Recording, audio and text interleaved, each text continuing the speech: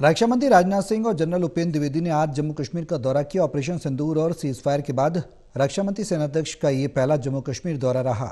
रक्षा मंत्री ने पाकिस्तान प्रायोजित आतंकवाद को कड़ी चेतावनी दी। राजनाथ सिंह और सेनाध्यक्ष जनरल उपेंद्र द्विवेदी ने आज जम्मू कश्मीर का दौरा किया, एलओसी का दौरा किया। इस दौरान अपने संबोधन में रक्षा मंत्री राजनाथ सिंह ने पाकिस्तान प्रायोजित आतंकवाद को लेकर करारा हमला बोला, साथ ही कई बड़ी चेतावनी देते हुए एटमी हथियारों को लेकर बड़ा बयान भी दिया। रक्षा मंत्री राजनाथ सिंह ने आज जम्मू कश्मीर का दौरा किया। भारत पाकिस्तान के बीच हुए सीज फायर और ऑपरेशन सिंदूर की सफलता के बाद रक्षा मंत्री और सेना अध्यक्ष जनरल उपेंद्र द्विवेदी का ये पहला जम्मू कश्मीर का दौरा रहा। श्रीनगर पहुंचे रक्षा मंत्री ने भारतीय सेना और वायुसेना के जवानों से मुलाकात की और उनका हौसला बढ़ाया। इस दौरान उनके साथ सेना प्रमुख जनरल उपेंद्र द्विवेदी भी मौजूद रहे।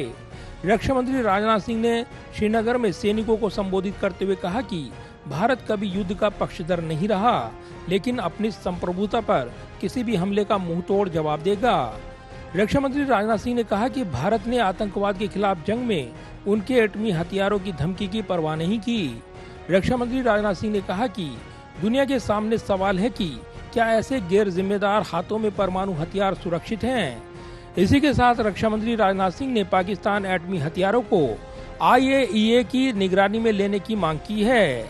रक्षा मंत्री राजनाथ सिंह ने ऑपरेशन सिंदूर को आतंकवाद के खिलाफ बड़ी कार्रवाई बताते हुए भारतीय सेना की बहादुरी की भरपूर सराहना की। रक्षा मंत्री ने कहा कि उन्होंने हमारे माथे पर वार किया था, हमने उनकी छाती पर वार किया है।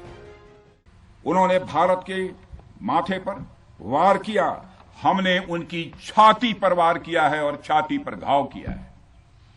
पाकिस्तान के जख्मों का इलाज इसी बात में है कि वो भारत विरोधी और आतंकवादी संगठनों को पनाह देना बंद करे और अपनी जमीन का इस्तेमाल भारत के खिलाफ किसी भी सूरत में न होने दे। साथियों, आपको याद होगा कि लगभग 21 साल पहले स्वर्गीय अटल बिहारी वाजपेयी जी के सामने इसी पाकिस्तान ने इस्लामाबाद में डिक्लेरेशन किया था कि अब उनकी धरती से आतंकवाद एक्सपोर्ट नहीं किया जाएगा।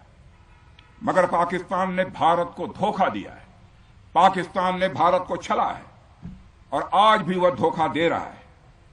इसका खामियाजा अब उसको भारी कीमत करके भुगतना पड़ा है।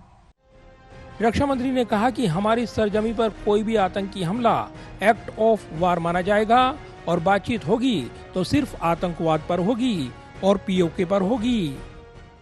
हमारे प्रधानमंत्री ने यह भी साफ कर दिया है, आतंक और बातचीत कदापि एक साथ नहीं चलेंगे और अगर बात होगी तो आतंकवाद पर होगी और पाक ऑक्युपाइड कश्मीर पर ही होगी। साथियों, ऑपरेशन सिंदूर की कामयाबी ने पाकिस्तान में छिपे आतंकी संगठनों और उनके आकाओं को भी यह साफ बता दिया है कि वे कहीं भी अपने आप को महफूज और सुरक्षित न समझें। अब वे हमारे बहादुर भारतीय सेनाओं के निशाने पर हैं।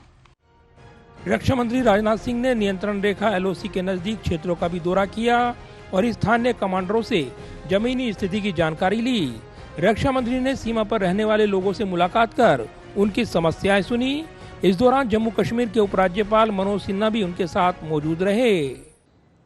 जाहिर है, जम्मू कश्मीर का दौरा कर रक्षा मंत्री राजनाथ सिंह और सेना अध्यक्ष जनरल उपेंद्र द्विवेदी ने पाकिस्तान प्रायोजित आतंकवाद को लेकर बड़ा मैसेज दिया है। साथ ही जवानों के बीच अपनी मौजूदगी दर्ज कराते हुए एक मजबूत मैसेज देते हुए रक्षा मंत्री ने एक दो टूक चेतावनी दी है।